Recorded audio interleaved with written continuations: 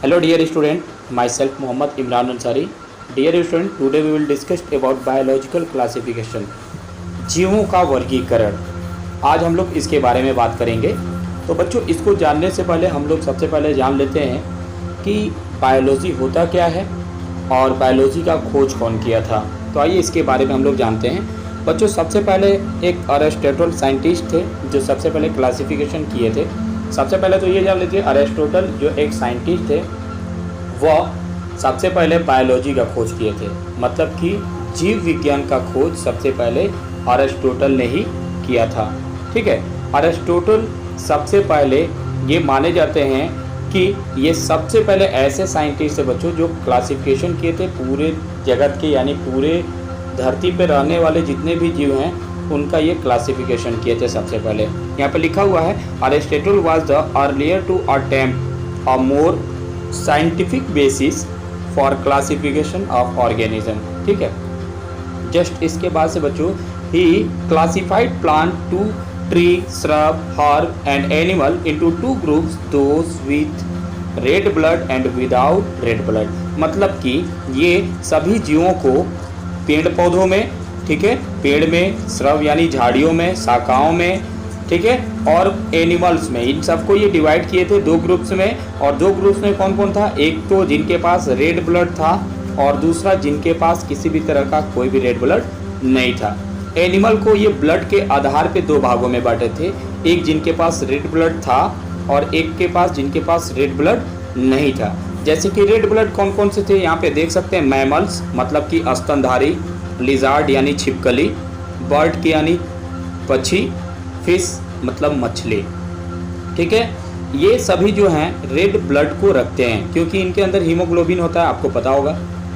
और बच्चों, कुछ एनिमल्स ऐसे होते हैं जिनके पास रेड ब्लड नहीं होता है, जैसे वो हार्ड बॉडीज़ के बने होते हैं, जैसे कि इंसेक्ट। और इनका खून बच्चों लाल के अतिरिक्त किसी भी कलर का हो सकता है ड्यू टू हीमोसाइनिन, क्योंकि इनके अंदर बच्चों हीमोसाइनिन पाया जाता है। ठीक है, सॉफ्ट बॉडी के आधार पे और हार्ड बॉडी के आधार पे इनको दो भागों में बांटा गया था। हार्ड बॉडी के आधार पे बच्चों आप देखिए, इंसेक्ट जितने भी होते हैं इनका जो पूरा बॉडी होता है हार्ड होता है, ठीक है, उसके आधार पे इनको दो भागों में बांटा गया था।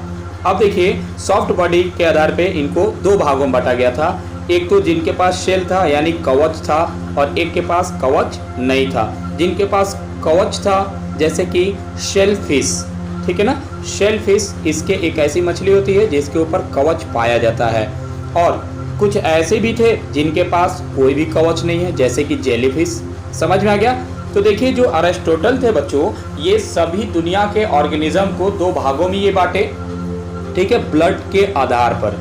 जिनके पास लाल खून था उनको एक अलग ग्रुप में रख दिए और जिनके पास लाल खून नहीं था उनको अलग ग्रुप में रख दिए। जो लाल खून थे वाले जीव थे जैसे कि स्तनधारी, जैसे कि हम लोग हो गए, लिजार्ड यानी छिपकली, पक्षियाँ और मछलियाँ। ठीक है, और जिनके पास लाल खून नहीं था बच्चों उनको दो भागों में बांटा गया था, एक हार्ड बॉडी और सॉफ्ट बॉडी के आधार पे। ठीक है, तो हार्ड बॉडी के आधार पे बच्चों इसमें इंसेक्ट आता है, जितने भी छोटे छोटे कीट आते हैं वो आ जाएंगे। और सॉफ्ट बॉडी के आधार पे इनको दो भागों में बांटा गया है, एक जिनके पास कवच होता है और जिनके पास कवच नहीं होता है। जिनके पास कवच होता है जैसे कि सेलफिश, और जिनके पास बच्चों कवच नहीं होता है जैसे कि बच्चों जेलीफिश। अब आइए बच्चों हम लोग आगे बात करते हैं, तो ध्यान से समझते चलिएगा सभी लोग।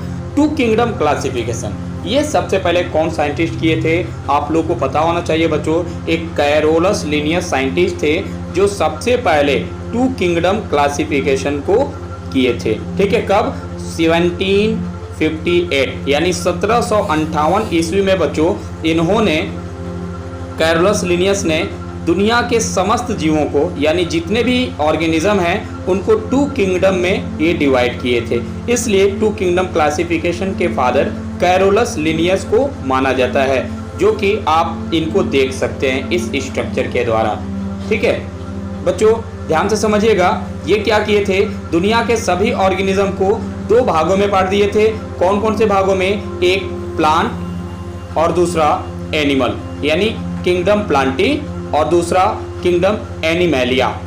इनको दो भागों में ये बांट दिए थे। अब आगे आते हैं बच्चों, इसी प्रकार से ध्यान से सभी लोग समझते चलिए। देखिए बच्चों, सबसे पहले तो ये होता ये है कि इन्होंने, एक बार और मैं बता दे रहा हूँ, ये कार्लोस लिनियस जो हैं 1758 में सबसे पहले अपना ये ऑर्गेनिज्म को 2 पार्ट्स में डिवाइड किए थे। कौन कौन से? एक किंगडम प्लांटी और किंगडम एनिमल। अब आइए बच्चों हम लोग आते हैं आगे की ओर। ठीक है, जैसे कि देखिए बच्चों, इसमें कुछ ड्रॉबैक्स भी होते हैं। टू किंगडम क्लासिफिकेशन के कुछ ड्रॉबैक्स हैं। ड्रॉबैक्स का मतलब होता है कमी। कुछ कमी थी जिसके वजह से इनका क्लासिफिकेशन ज़्यादा दिन तक नहीं चल पाया। जैसे कि हम लोग चलिए बात करते हैं क्या क्या की थी यहाँ पे था। देखिए, प्रोकैरियोटिक जितने भी ऑर्गेनिज्म थे, जैसे कि बैक्टीरिया, साइनोबैक्टीरिया, और यूकैरियोटिक जो ऑर्गेनिज्म थे जैसे कि fungi, mosses, fern, gymnosperm, angiosperm, were include under plant. इनको क्या किया गया था? प्लांट के अंदर रख दिया गया था, based on the presence of cell wall, इनके कोशिका भित्ति के आधार पे। But they are widely differed in other feature. लेकिन ये अलग होते हैं और भी तरीकों से, और भी गुणों में ये एकदम अलग होते हैं। समझ में आ गया? अब दूसरा ये ड्रॉबैक्स यानी कि इनकी कमी क्या थी? It include unicellular, multicellular. इन्होंने क्या किया था? एक कोशिकीय, बहुकोशिकीय जीवों को एक ही ग्रुप में रख दिया था, सेम ग्रुप में रख दिया था। जैसे कि एग्जांपल में क्लेमाइडोमोनास, ये एक प्रकार का एल्गी है। स्पाइरोगाइरा, ये भी एल्गी है। वे आर प्लेस्ड अंडर एल्गी। इनको एल्गी के किंगडम में रखा गया था, हालांकि अलग अलग समूहों को में इनको बांटना चाहिए। ठीक है, अब बच्चों थर्ड नंबर पे आते हैं ड्रॉबैक्स, यानी तीसरा कमी इनका क्या था? ये डिफ्रेंशिएट नहीं कर पाए थे between heterotrophic fungi and autotrophic green plant. यानी ये जो हरे पेड़ पौधे थे उनके बारे में, और जितने भी फंजाई थे जो अपना भोजन दूसरे से प्राप्त कर रहे थे, इन दोनों को ये अच्छे से डिफ्रेंशिएट नहीं कर पाए, अच्छे से इसके बारे में डिफाइन नहीं कर पाए। और आपको पता होना चाहिए बच्चों, फंजाई है काइटिनस सेल वॉल, यानी इनके ऊपर जो फंजाई का जो सेल वॉल होता है बच्चों, वो काइटिन से बना होता है। वाइल द ग्रीन प्लांट, और जो इतने भी हरे पेड़ पौधे होते हैं उनका जो बच्चों सेल वॉल होता है वो सेल्यूलोज का बना होता है, सेल्यूलोजिक होता है। ठीक है बच्चों, इतना बात समझ में आ गया सभी लोगों को। अब आइए हम लोग आगे आते हैं। उसके बाद से बच्चों बहुत सारे साइंटिस्ट आए थे। 2 के बाद से 3 kingdom classification, 4 kingdom classification, Copeland, Haeckel, ये दोनों लोग किए थे। उसके बाद से बच्चों आए थे, ये लोग का भी ज़्यादा नहीं चला था क्योंकि उनके अंदर भी कुछ ना कुछ कमियां थी। उसके बाद से बच्चों आए 5 किंगडम क्लासिफिकेशन को लेके, जिनका नाम था बच्चों R.H. व्हिटेकर। ठीक है ना, ये R.H. व्हिटेकर ऐसे साइंटिस्ट थे जो 1969 में सबसे पहले 5 किंगडम क्लासिफिकेशन के बारे में ये डिफाइन किए थे, इसको बताए थे। और ये कौन कौन से ऑर्गेनिज्म को रखे थे इस 5 किंगडम क्लासिफिकेशन में, तो देख लीजिए। सबसे पहले इसमें Monera, kingdom protista, kingdom fungi, kingdom Plantae और किंगडम एनिमेलिया। एनिमेलिया के अंदर ही बच्चों हम सभी लोग आते हैं, ध्यान से समझते चलिएगा।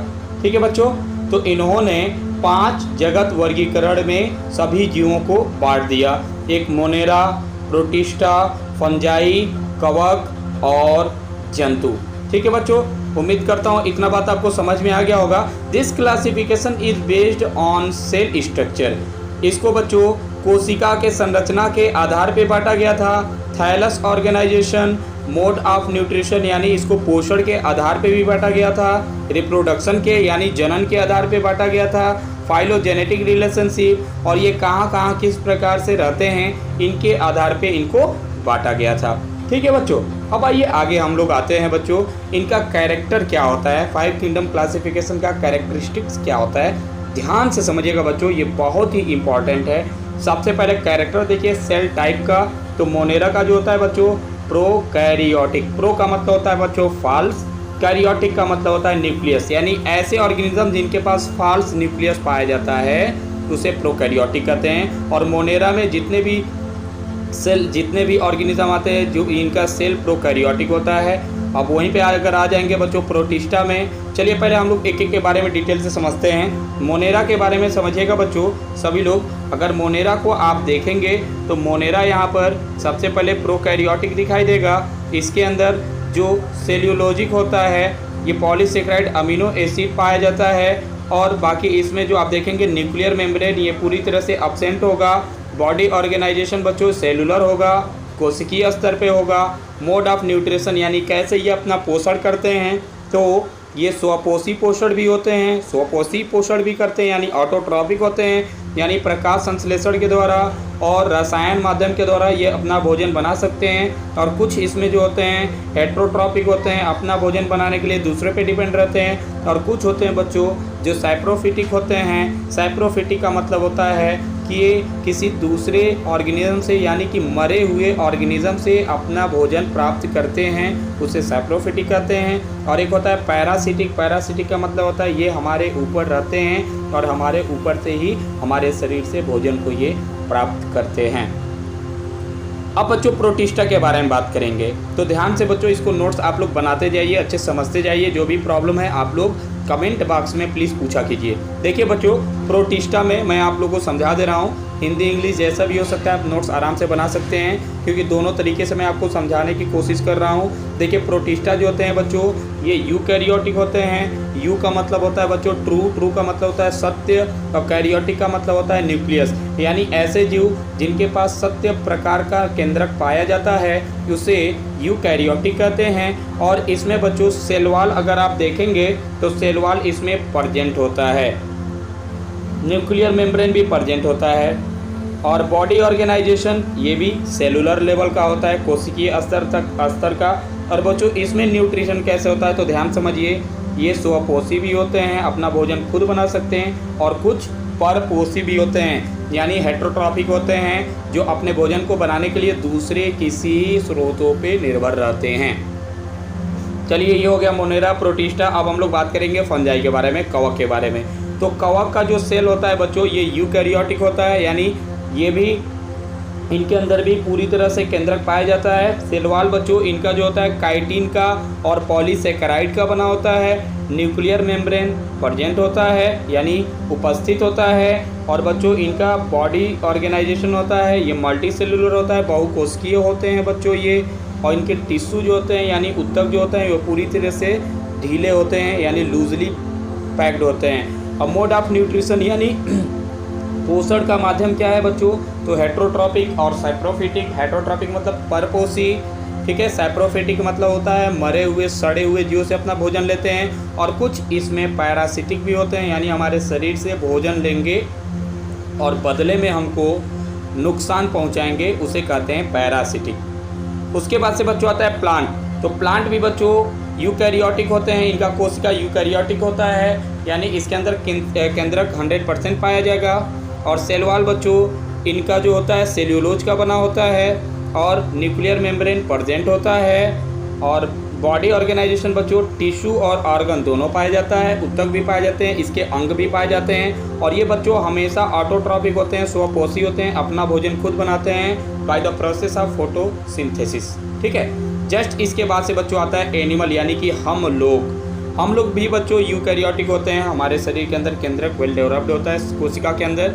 और उसके बाद से सेल वॉल बच्चों हमारे बॉडी के अंदर नहीं होता है, इसको याद रखिएगा। न्यूक्लियर मेम्ब्रेन बच्चों लेकिन प्रेजेंट होता है। और हमारा बॉडी ऑर्गेनाइजेशन उत्तक भी पाया जाता है और ऑर्गन मतलब अंग भी पाया जाता है और अंग तंत्र यानी ऑर्गन सिस्टम भी पाया जाता है। मोड ऑफ न्यूट्रिशन क्या होता है बच्चों, यानी पोषण की विधि कौन कौन सी होती है, तो हम लोग हेट्रोट्रॉपिक होते हैं, होलोजोइक होते हैं यानी कि हम लोग किसी दूसरे पे ही निर्भर रहते हैं अपने भोजन के लिए। और कुछ ऐसे भी होते हैं जो सैप्रोफिटिक होते हैं यानी मरे हुए सड़े हुए जीवों से भी कुछ जीव अपना भोजन प्राप्त करते हैं। तो बच्चों इतना बात आप सभी लोग प्लीज़ याद रखिएगा। आज के लिए बच्चों इतना ही। Thank you for watching this video.